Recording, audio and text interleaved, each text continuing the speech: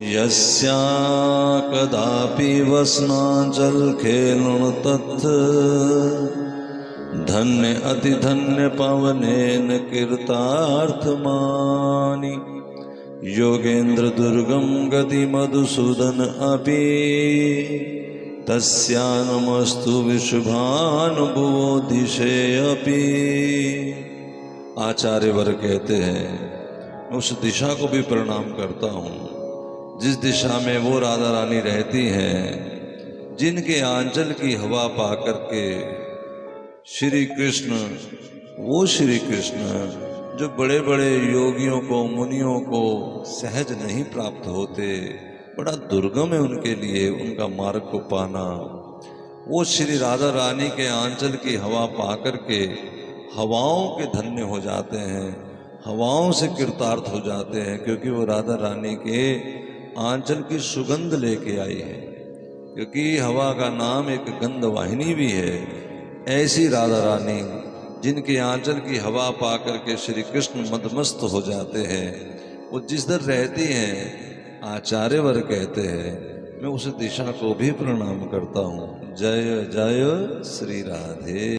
ब्रह्मेश्वरादि सुदुरुः पदारविंदम श्रीमत्पराग परम अद्भुत वैभवाया सर्वार्थ सार रसवर्षी कृपार्थ दृष्टेश तस्या नमोस्तु विश्वानुभो महिमने।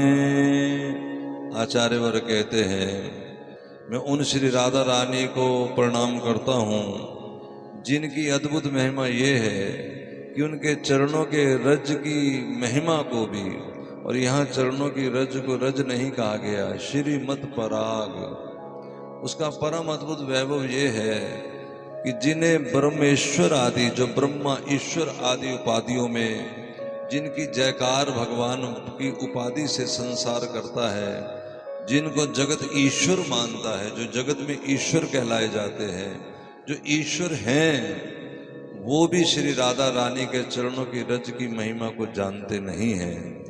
वो वहां तक उनकी सोच विचार पहुंच नहीं है। ब्रह्मेश्वर आदि सुदुरुहु पराग, जो श्री राधा रानी के पराग है, चलो श्रीमत पराग, इतना सम्मान पूर्वक आदर पूर्वक श्री चरण रज को कहा गया है, क्योंकि उसकी महिमा ये है कि सर्वार्थ सार रस वर्षी कृपार्थिष्टेश।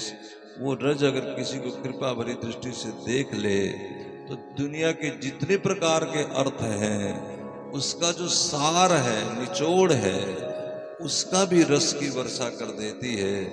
ऐसी श्री राधा रानी के चरणों की रज को मैं नमन करता हूँ। जय जय श्री राम। यो ब्रह्म रुद्र शुक नारद भीषम मुखै रालक्षितो न सहसा पुरुषस्य तस्य सद्यो वशीकरण चूर्णम अनंत शक्तिम तम राधिका चरण रेणु मनु संभ्रामि। आचार्यवर कहते हैं कि जो श्री कृष्ण, जो परम पुरुष है, उन्हें ब्रह्मा शंकर आदि भी सहज में प्राप्त नहीं कर सकते। यो ब्रह्म रुद्र शुक नारद भीषम मुखई रालक्षितो न सहसा, ब्रह्म रुद्र नारद आदि की भी जहाँ सहसा लक्ष्य नहीं होता, वो श्री कृष्ण, वो जो कुंजों का कृष्ण है, वो जो निभृत निकुंज में चरणों में आश्रित है राधा रानी के, श्री कृष्ण की ब्रह्मा आदि की वहाँ तक लक्ष्य नहीं है। ये कथा भागवत से पता लगता है, जहाँ भगवान अपने सखाओं के संग भोजन पा रहे हैं तो ब्रह्मा जी को शंका हो जाती है कि क्या ये भगवान ही हैं, उनकी परीक्षा लेने लग जाते हैं। तो जो अतिशय प्रेमी है श्री राधा रानी के कुंजों का जो दास है, लेकिन उस कृष्ण को पाने के लिए, उसको बस में करने के लिए श्री आचार्यवर कहते हैं कि हमारे पास अनंत शक्ति वाला एक चूर्ण है। वो क्या है? तम राधिका चरण रेणु अहम संभ्रामी मनु संभ्रामी। मेरा मन, मैं उन चरणों की रज का सिमरण करता हूँ। ऐसी राधा रानी के चरणों की रज की जो महिमा है, ऐसी राधा रानी को हमारा नमस्कार है। जय जय श्री राधे।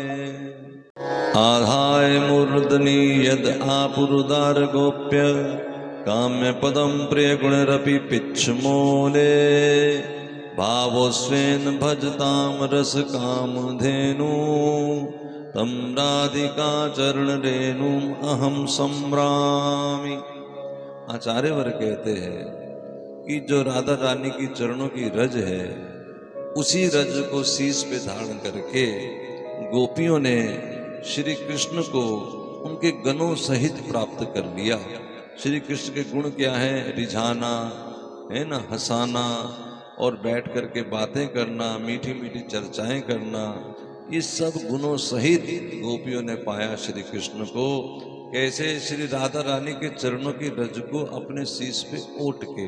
अब जरा ध्यान दें, राधा रानी के चरणों की रज को शीश पे ओटना कोई ये नहीं कि उनके चरणों की धूली लेके अपने शीश पे धारण कर लेना है। ये होता है कि उनके अनुगत्य में रहना, उनके भाव सहित उनकी सेवा में रहना। श्री गुरु चरण सरोज रज निज मन मुकुर सुधार। अपने गुरु के चरणों की रज को लेकर के हृदय की मन की मैल को जो धो लेता है, उसी के हृदय में वर्णो रघुवर विमल जस जोदायक फल चार।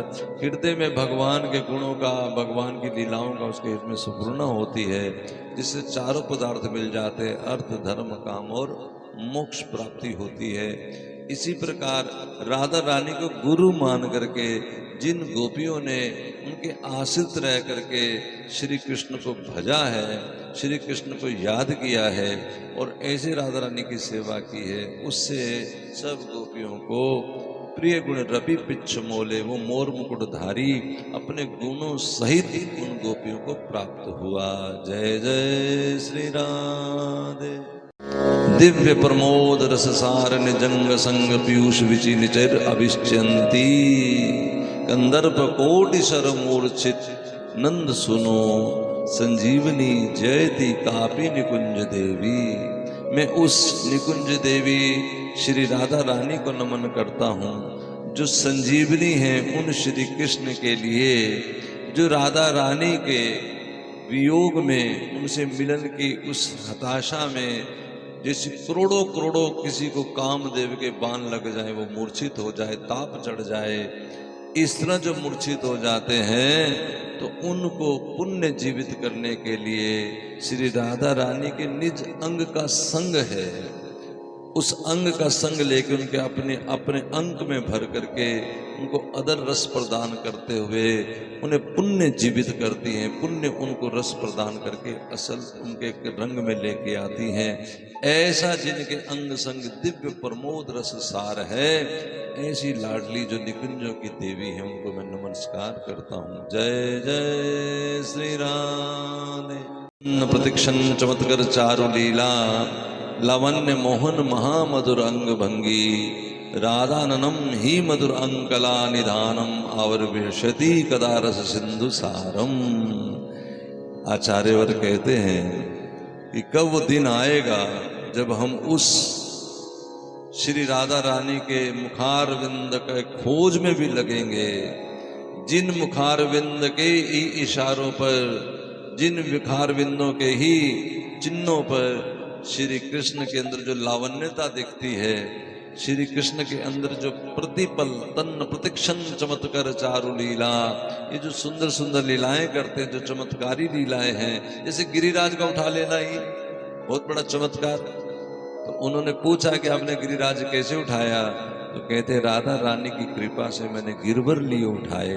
श्री राधा रानी के मुखारविंद के उस जो सुंदरता है उसका वर्णन करते हुए, उसको मन ही मन हृदय में धारण करते हुए श्री कृष्ण कितनी लीलाएं करते हैं। ऐसे सुंदर मुखड़े के, ऐसे सुंदर चेहरे के हम कब खोज में लगेंगे, कब मेरे हृदय में आएगा कि मैं भी उस राधा रानी का दर्शन करूं। जय जय श्री राधे।